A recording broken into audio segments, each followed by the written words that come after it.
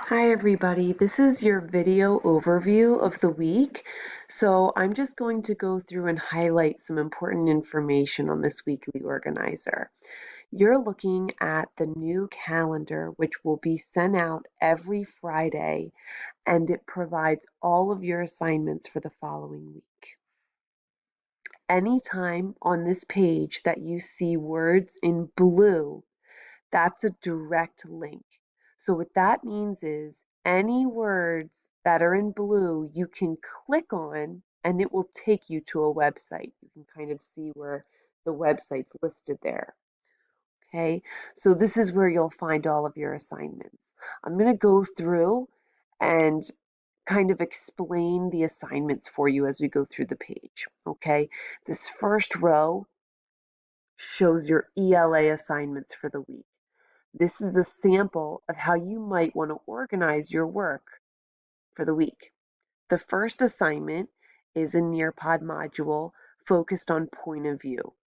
The I can statement that goes with that lesson is, I can explain how an author uses reasons and evidence to support a point of view in nonfiction.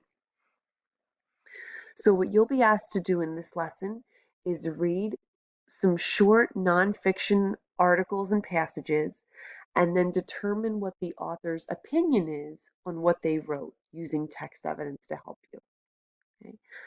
The second ELA activity is linked right here, and it is using context clues.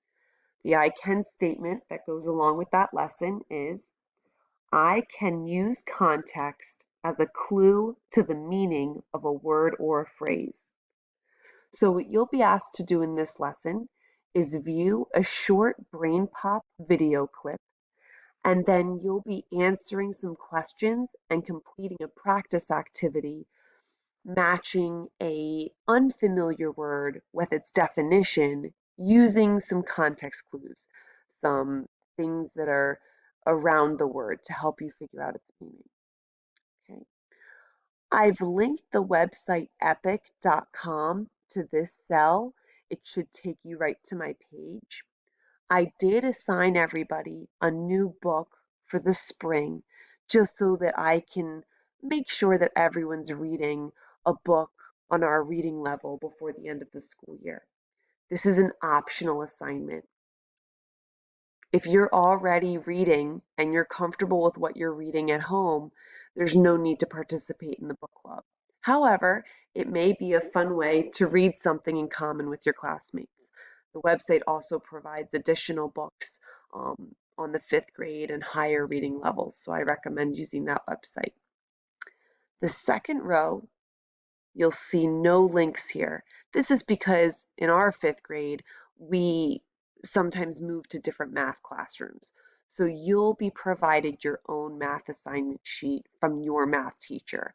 So you'll need to go and visit your math Google Classroom to see what those assignments are and get those links. Okay. The third row is for science or social studies.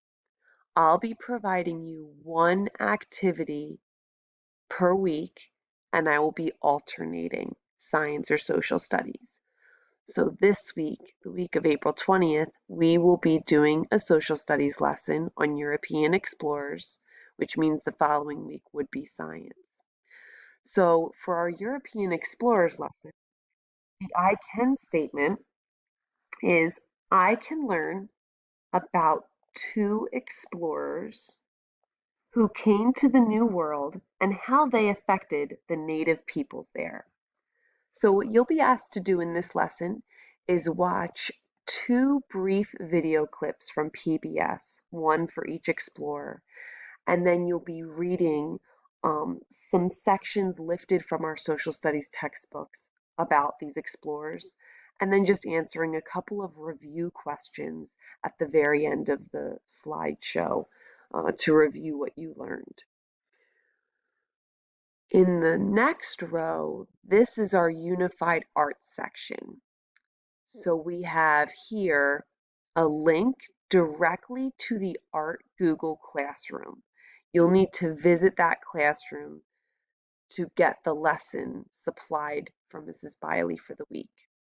Here is a link for the music classroom for Mr. Dragonetti, and same here for phys ed. If you're not already a member of those classrooms, you'll need the classroom code to join, and that's provided right here. For the remainder of the school year, the librarians will no longer be providing an additional assignment. Instead, they'll be offering an optional non-digital learning activity. So something you can do at home that wouldn't require a computer. This is an optional activity. Nothing needs to be turned in. The librarians are more going to be lending their support throughout the process. The bottom of the document are just some notes and reminders. So this is meant to be a complete list of your assignments for the week. It's a guide. It's an example. You don't have to divide your work up this way by days, but this is certainly a great way to keep track of all of your assignments and get everything done by the last day of the week.